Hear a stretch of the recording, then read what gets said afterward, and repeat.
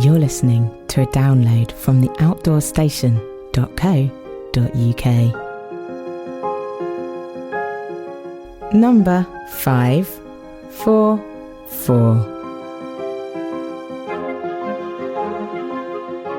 Hello and welcome back to the Outdoors Station.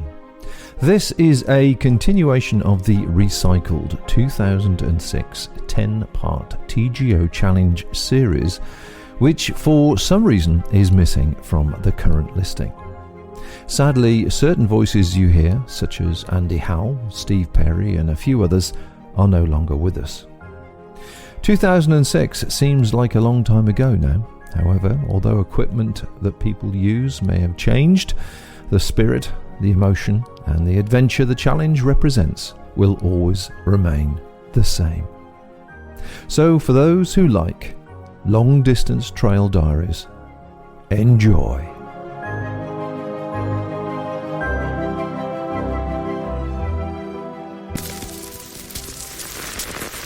Switch on your wireless anytime, day or night, and you're bound to hear... Hi, I'm Lorraine McCall and you're listening to Podcast Bob on his long trek across Scotland. Brace yourselves! Backpackinglight.co.uk. The UK's first outdoor podcasting show. Minimum weight. Maximum fun. Hello and welcome to this special Backpacking Light podcast 10-part series recorded as part of the 2006 TGO Challenge, sponsored by the Great Outdoors magazine and Berghaus. For those of you who don't know, the TGO Challenge is an organised walk which takes place in May of each year from the west coast to the east coast of Scotland, which is approximately 200 miles. Set up in 1980, the framework and principle is totally unique. It isn't a race or a competition of any kind. The object is to foster good fellowship among walkers within the framework of a challenging expedition.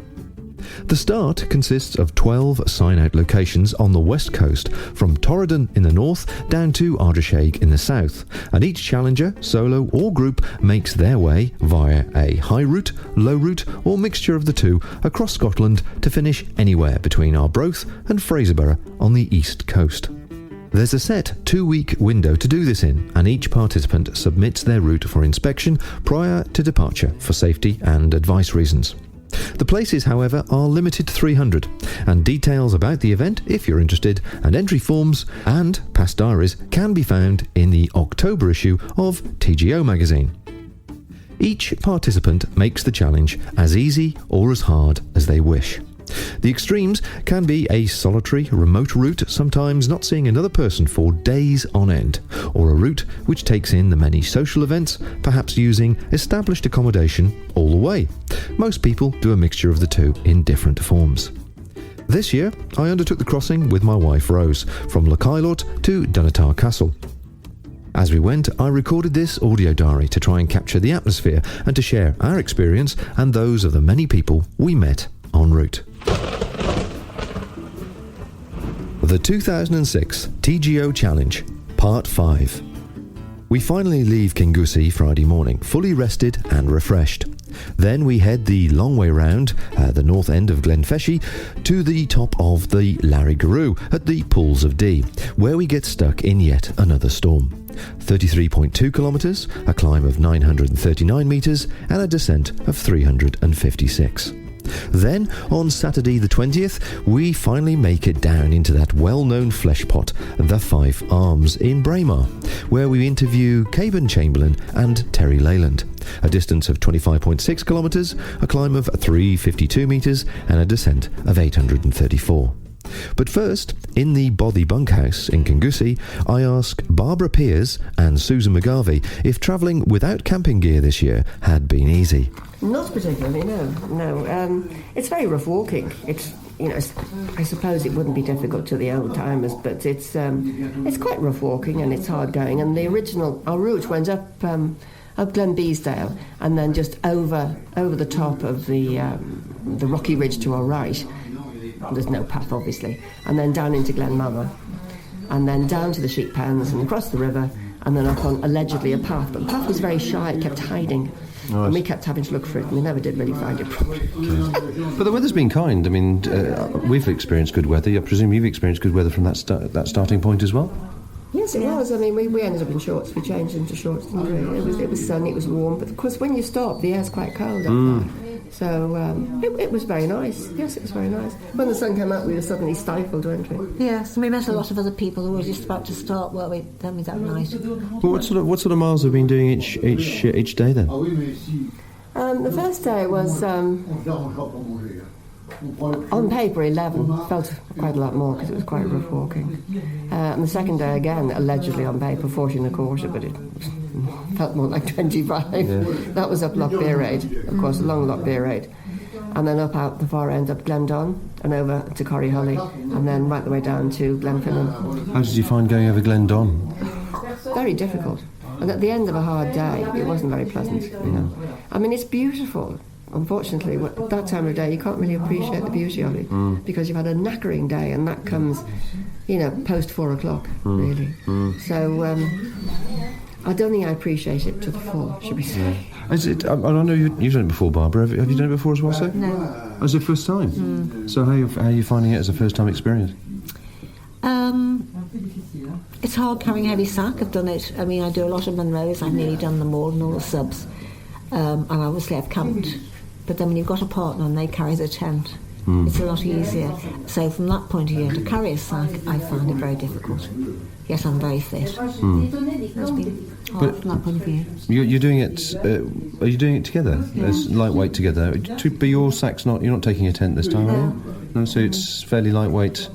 Sort of Not to me, no. That's what you said. It's not at all lightweight. No. No, it's really, I find it really hard. Really? Yeah, and I carry a lot of water. I mean, some days I carry as much as 4 litres of water because I need to take water and salt, otherwise I go dizzy. It's an imbalance I have. So I find that difficult because we're not going high enough for the streams, I feel. Of course, yeah. Not every day, but I mean, there are days, you know, when you will be high. Yeah. But you never know, do you?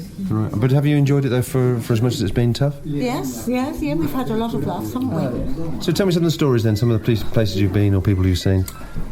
This enormous estate we came off the hill in Gairlochie, and it was the most fabulous house and huge. They created gardens from the hillside, basically. Large gardens. It was the size of a small pond. And as we walked through the garden, feeling a little bit sort of that maybe we knew we were okay, but nevertheless you feel as if you are walking through somebody's garden. And we saw a man and a woman. They were both working in the garden with their dogs, and we stopped to chat. And I'd noticed that a new pond, they'd put new plants in, and they were all taking off quite nicely. So I complimented her in her beautiful garden and said the plants were, you know, the pond was taking off very well. And she said, oh yes, she said, but we have 4, looking round rather vaguely. We've got 4 ponds here. She'd forgotten where they all were.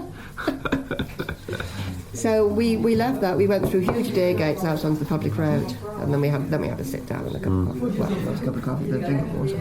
I'm sure a lot of people also, because I know have you been lodging it and bed and breakfasting it all the way over? Bunkhouse, anything that's there, hotel, whatever's there. Yeah. And so I'd be interested to hear what your thoughts on the accommodations been, because we've certainly experienced quite a mixed bag. Very much so. The first 2 nights, the food, I wouldn't have given it to a dog. Where was that? That was RSA, where we stopped. No, it was in the Arisake Hotel, actually, where we didn't stop. We stayed in the B&B. But it was the Arisake Hotel where we had a meal. It was just very ordinary. It was school dinners, you know. Oh, dear. I ate it because it was there and I paid for it. But it wasn't fantastic. But we stayed in the B&B in Arisake, which was very pleasant but overpriced at £27. So was the hotel, £37.50. Loch Island, I agree, but it was a nice hotel. But we've made up for it since, haven't we? So tell me some of the good stories then, some of the ones that have caught you by surprise. Oh, Gairlochie, private house, B&B, private house. Go back there again. New build, in quite a large piece of land, as they often are. But it looks dark, it looked sort of totally sterile, because around the house was gravel, and around the gravel was lawn, and around the lawn was a fence, nothing else. But the view was incredible of the Ben and all those hills, because this was at Gairlochie. And you went in the house and it was absolutely breathtaking. They'd had it built themselves to their own design. It was virtually all open plan on the ground floor. It was all bleached oak, all oak. The floor, true oak. beautiful balustrades, windows all the way around. The hall went up to the They had roof. a gallery. We had a gallery. wow. It was just It was magnificent. stunning. £22 bed and breakfast. It was. En suite. You know, And the would quality you of the go out to furniture. camp? Well, the night before, that was unusual. The railway carriage, now that was Oh nice. yes, the railway But there carriage. again. Yes, at Glenfinnan. That was interesting. Yes, yeah, that was interesting. It was the railway carriages I remember when I was a child. Yeah. We went over Glendon and turned right down to the road. Yeah. So basically, I know three sides of the square. Yeah, yeah. You know, we could have walked along the road. Right. Yeah. But Yeah, we came down at Corrie Holly, yes. And then we met a ranger there who said, "Hello, ladies," he said, or girls or something, quite flattering. And he said, he started to say, "I'm interested in fires." And I said, "We're not camping. We're not camping." Not us, wasn't us. Anyway, he said, he was a ranger, obviously, it was he was looking after the estate. He said he'd heard that there were some fires further over, and we told him that the day before, which was Friday, 2 o'clock-ish, crossing from Glen Beesdale over the tops, over into Glenmama, I turned around and said, "Oh, that looks like mist." And you could just smell it. It was actually smoke. So there was obviously a fire over there, so he was quite interested. He did that in just to chat to us. Well, no, he said that he was a flirt, that's what you're saying. Well, I don't think he was that interested enough, to be truthful, you know. He was a lot younger than us. But, you know, he was very pleasant. He was very pleasant. And any other accommodation that's we're sort of halfway across now that's been very pleasant? Fabulous bunkhouse at Fort Augustus, wasn't it? Yeah. Yeah, Morag's Bossy. Absolutely stupendous, yes. Definitely go there again. It was just so pleasing. Everything was so pleasing. It was all clean and bright and new, and the bathroom was gorgeous. And there were cages under the beds, you know, you put a padlock on the lock if you were staying there. And the kitchen had everything. Tea bags, coffee, sugar, milk, drinking chocolate. Cadbury's drinking, not a cheaper. Cadbury's. And was that fairly cheap as well, fairly expensive? £13.50.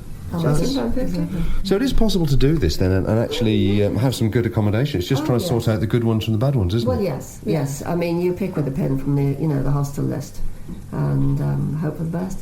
But, you know, it's a bed, it's a roof, it's not expensive. So you just take them, you know, as they come, really. And then tomorrow night we're in Ballacroik hostel. Again, it's from the list. And she seemed very helpful and very pleasant. And she's even got a brochure, so that they sort of do group parties, etc. Rather like Morag's Lodge do, because there were 2 big minibuses outside and there were groups going in. So they do some They weren't noisy, it was just lovely. But I think it's a good time of year to do it. Because like here, it's not crowded. We've got a room to ourselves tonight again, you know, and in season, there's a lot of tourists here. You wouldn't get that, would you? Yes. No, So that's very good. yes, it's our mixture. So we've got the independent hostel tomorrow, and then we're in Braemar Youth Hostel for 2 nights, and then the bunkhouse at Clover, which I haven't been in. I've been in the pub. I've stayed in the hotel, which is absolutely gorgeous. They've got baths, huge baths, taps that come out like Niagara. There's something to look forward to. Another thing, all the showers have been pretty good, haven't they? Oh yes, we haven't had any that come and go, have we? No. We've had really stand good those showers. you know, come hot. But we've had Morris Bobby had fantastic showers. So all in all, so far it's easy to do this on a bed and breakfast, come hostel, come. Well, yes, it's easy to organise. But the difference is the difference is that the people that can camp can, if they're tired, can stop. Yeah. We can't stop. We've got to go on, and I don't think that's easy. And have you had an occasion where you really would like to have stopped? No, So far, so good. no. I won't have one of them.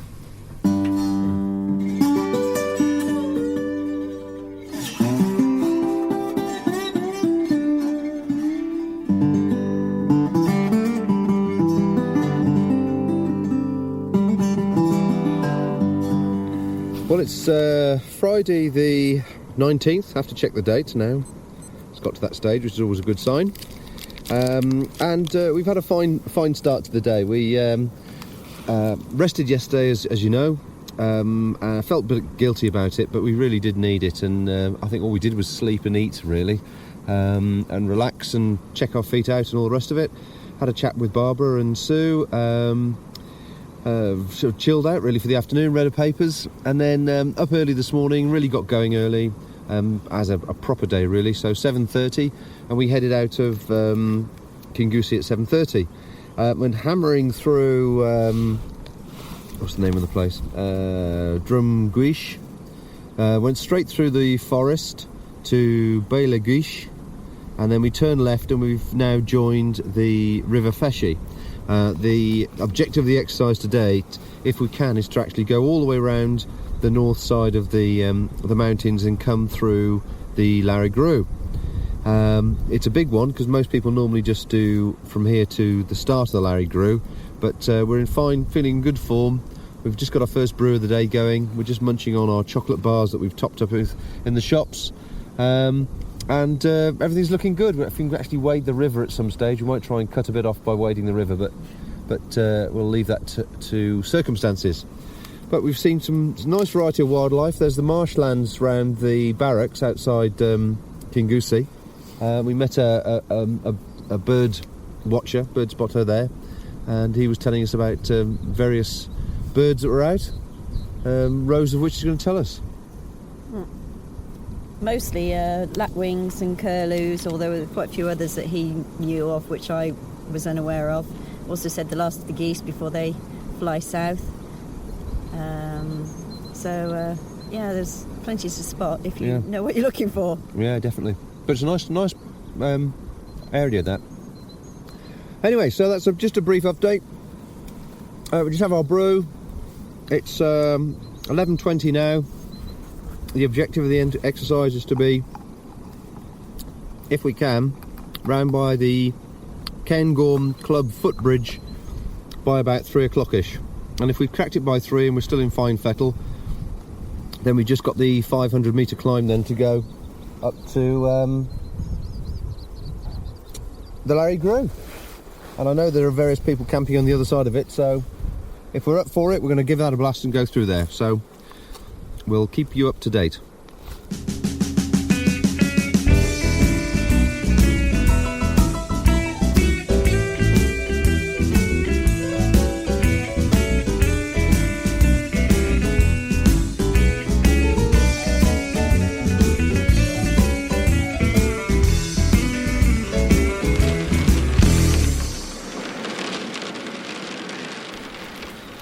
Well, what a cracking day we had yesterday. We really motored. I'm not too sure exactly what the distance we did, but I must measure that when we get back. But we came from Kingussie all the way through the forest, as I previously mentioned, past the two lochs, Loch Gamma I think it is, and Eileen, round to the Cairngorm Club footbridge, and then straight up the Larry Grew. Going really well. The weather was on our side, just a few rain flurries, but on the whole it was fairly pleasant sort of walking day. Great terrain, so many different things we did. Long climb at the Larry Grew. Got through the Larry Grew to the pools of Dee at about 7 o'clock, so that was about 11 and a half hours, and then the clouds went very, very black indeed, and it was a case of, shall we struggle down for another couple of K probably in the rain, or shall we pitch the tent? And a group decision was made, and we pitched the tent, and aren't we glad we did, because within 10-20 minutes it was heaving down, and it would have been pretty unpleasant to try and scramble over these rocks to get down from the Larry Grew. So we spent the night, a fairly uncomfortable night, it has to be said, because there's not exactly much in the way of area to pitch the tent up here. It's very, very lumpy, but we managed to squeeze in between a few rocks and have a fairly fitful night. We've got a beautiful view. We're actually pitched between the two pools at the moment, and we're looking straight out. In fact, if I just undo that, looking straight out across the southern pool of Dee, across some more rocks into thick mist, and just make out Devil's Point, I think it is. So today we're into Braemar and battling on to join the celebrations. But I just wanted to update everybody on where we were. But on the whole, not too bad. A bit of a disturbed night's sleep. It's still raining, but fairly mildly, so we decided to pack the tent up and get going. And it's, what time is it now? It's 7:30, so we've had some oatcakes and cheese and a brew of tea, and we're just arguing about packing up, really, in the rain. But that's what you do.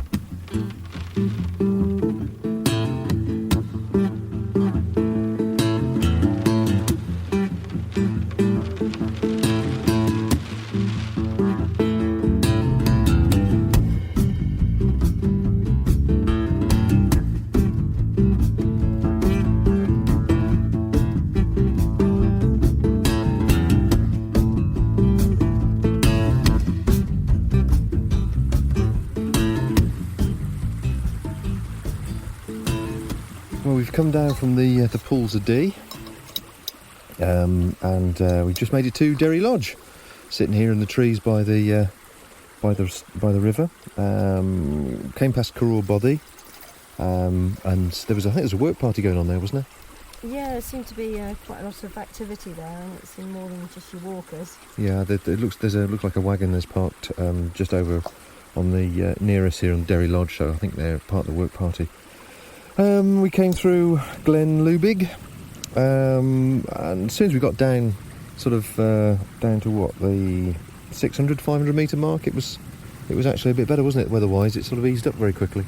Yeah, it's not so bad. It's quite nice down here, actually. Yeah, the wind, it's great. I need a rest after that last river crossing.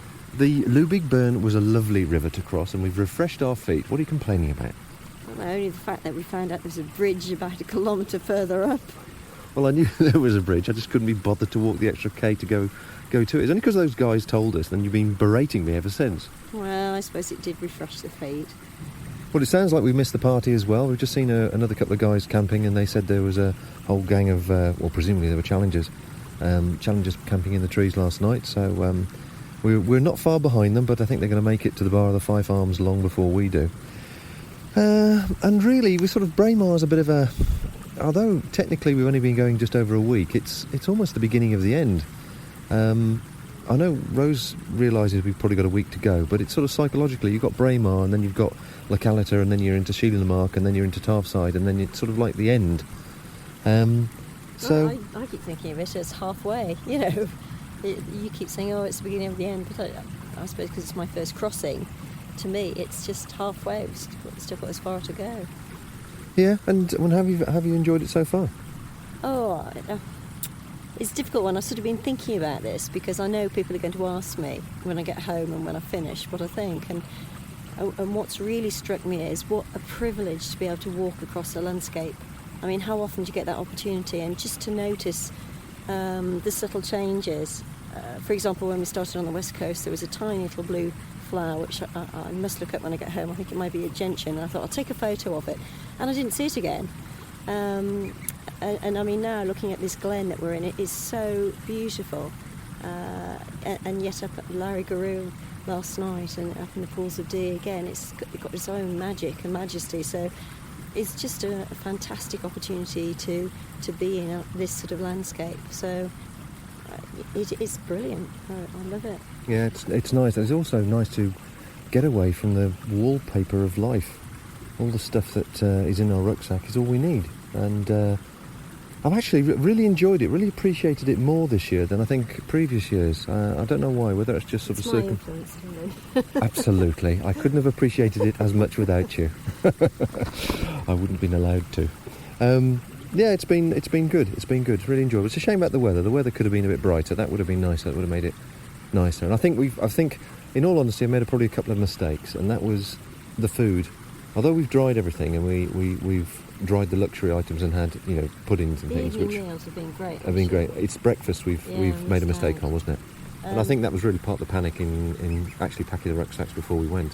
I think it's also the weather hasn't been. We thought we'd be able to stop a lot more to you know, have a cup of soup or have noodles and things at lunchtimes, and to be honest, neither of us felt inclined to stop. We perhaps pushed on more because of the weather or because we wanted to get on further or whatever. So I think, you know, there's been a couple of days, certainly I've been running on empty. Yeah, I would agree with you. That's been definitely the mistake. I mean, we brought lots of power bars and what else? The gorp, yeah, lots of gorp and dried fruit. And we did have muesli 2 or 3 days, which has lifted us. I mean, we noticed the difference, didn't we, when you had it? So, advice to anybody would really be to plan a good breakfast. And I think the second mistake, and it's always a mistake you make out of enthusiasm, is perhaps the days have been too long. Yeah, I mean, there's a couple of days we've done 12 hours, 11 and a half, 12 hours, and that's a long day. Well, we just haven't taken time to sort of sit back. I mean, we've stopped during the day for a half an hour for a brew and whatever when we can, when the weather's allowed. But the weather hasn't really allowed us to sort of sit back and admire the view. We just sort of kept plodding on, and you tend to push yourself too hard. And I do enjoy the camping. I must admit, I really do enjoy the camping. And there's only been 1 or 2 times it's actually been, we've had time to put the tent up and socialise with a few people. Yeah. No, yeah, from your description, I thought that would happen a lot more than it has. And mind you, have done a couple of wild camps, haven't we, that have been really wild because of the weather, so... Enforced. Yeah, but they've been good. I mean, you're unscathed, you come through it, it's like you know what you can deal with, the gear's working well. So, you in the mood for a party tonight then? Well, I don't think a beer or two would go amiss. Well, we're going to... In the meantime, we'll have a cup of tea. Have a cup of tea, aye. So we'll get down to Braemar tonight and hopefully catch up with everybody and see what's happening in the Five Farms, that den of iniquity, on a Saturday night. Just about really.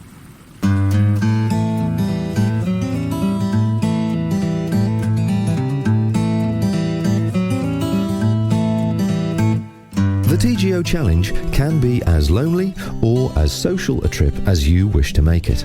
There are various spots where routes go through a bottleneck, and Braemar is probably the biggest one of them. Get there on a Saturday night and you will witness the bar of the Five Farms heaving with as many challenges as they can fit in. Some people avoid it like the plague. Others perhaps call in for a quick one, or more.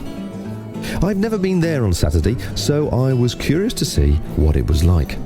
I found it heaving with 100 or so challengers, sharing stories, making friendships and carbo loading with a few ales. But before too much was consumed, I managed to speak with Caban Chamberlain, who told me where his challenge had started from. Plockton. From where? Plockton. Plockton. Yeah, nice little village there. Yeah. And was it fairly easy to get to? For me, because I've come all the way out from Oxford, so I eventually realised if I flew to Inverness and then got the train to Plockton, it's a really quick journey. Oh, right, okay, that sounds good, because I mean, most of the time it's fairly hard to get to actually the start point. Yeah, well, last year we took the train to Glasgow and then train to O'Byrne. It's a horribly long journey, but this, going the other way around, worked brilliantly. Excellent. And was there many people starting from there? 4 of us. Okay. The slow man and Phil and another guy and me. Yeah, so we had a nice little train journey, just down the pub with the 2 of us. Okay. Yeah. And so, did you all sort of go your separate ways fairly quickly, or did you sort of share the similar routes for the first couple of days? I didn't see the others, actually, for a few days. I took a totally different route. Yeah. So here we are in Braemar. Just give us a rough gist of the route you've taken to get here. From Plockton south over the forest to Dorney, and then up the valley, not quite up the falls of Glomash, but just bypassed it around north. And then I did the Munros, which were fantastic, all covered in snow. Really, really great. But it got a bit late, so I didn't do the last one. I had to turn back. Eventually found my path, which had to cross one of those where the snow comes right off the side of the slope. I had to actually cross it to pick up the path, which is quite funny. And I actually noticed one pair of footsteps going diagonally across the snow, so I followed those, and about 10 foot from the end I thought, God, it looks like that person slid down the last 10 to 15 foot. So, whoa! Just like that. So you joined them? Yeah, that was good. Excellent. We met coincidentally last year, and you're in a group of 4. Yeah. This time, obviously, you're on your own. How have you found it? Because you were just saying that it was a different sort of experience to what you anticipated being on your own. Yeah, I was just worried about getting low spirits when the weather's bad. But so far, the weather's been holding out quite nicely. I've really enjoyed it, and I've just been able to push myself to my own limits rather than being a little bit held back and still having a bit of oomph to spare at the end of the day. And it just meant I could do the Munros, go through the snow, which I couldn't have done with the group. So I did enjoy that very much. And because of the route I planned and stuff, I have actually met a lot more people than I did last year. And so you found it sort of almost more sociable than last year? A lot more sociable, yeah, definitely. And I actually chosen to walk with people for at least the last few days, which has been a lot of fun.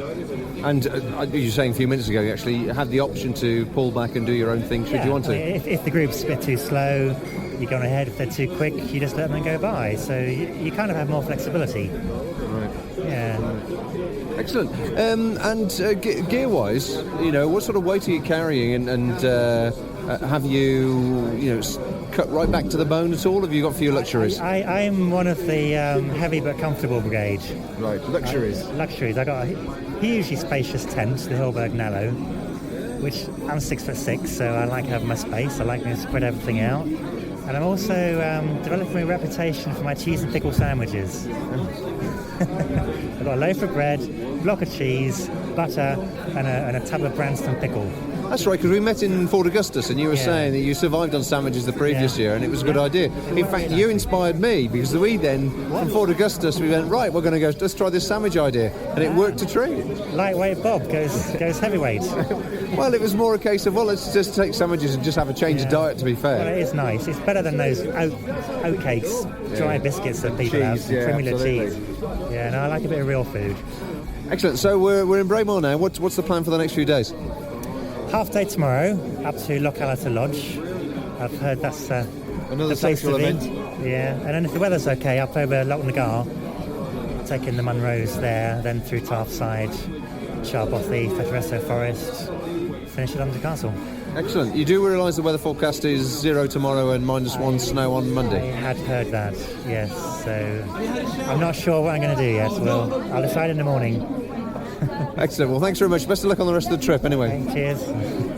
The well-known Terry Leyland was also in the gathering, and before the night got too late, I asked him what it felt like to walk for the first time with his son, Stefan.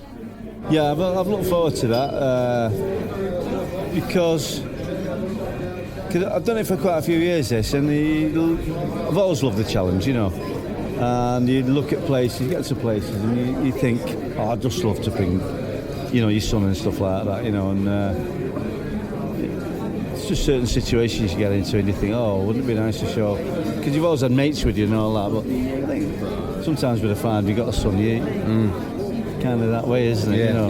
yeah. Share it with your family is something different. Because he used to go walking with me when he was a kid, up to about 12. Possibly, I think we went to Edale possibly every weekend for about 4 years. The same walk over Kinder, Downfall and back. And at about 12 he suddenly changed and went, oh, you know. It wasn't cool anymore. It wasn't cool anymore, you see. And since then we've not done any walking, you know. And a couple of years ago, when it was my 60th birthday, we just talking, we had a few beers and all that, and I said, how about it? And he went, go on, all right, like, you know. And that's you got witnesses, so that was okay. That was yeah, that was it. Yeah. So just a brief intro then. Where did you start from, and how's it been to get to Braemar? Right, we started from Glenelg, which was a story on my part because I missed the train on the first morning, which knocked all the dominoes down straight away. You see, so it was my challenge from Salford Crescent to get to my start point, because I was then an hour and a half behind. Okay. And all my connections had gone, you see, so that was my connection, which then worked out quite fine. You know, from Glenelg onwards, very good. Weather was great. Yeah, it's been fabulous the first few days. Weather was great the first day. I wanted to do a Munro on the second day, Skirner skiing, just on the end of the Falcon Ridge, which was a bit of a milestone for me because it was my 200th Munro. Okay, getting close then. So I'm getting close. Not racing, it's a 20-year hobby. Not rushing, it's just been a nice hobby to do, you know. Yeah. So it was great to get on Skirner skiing for my 200th and Stefan's first. Okay, right? Yeah, so nice. that was another great good one, you know. Yeah. Pull up to it was, because it was hot and all that, it was good, you know. Next day, fine, we dragged him over 2 more Munros to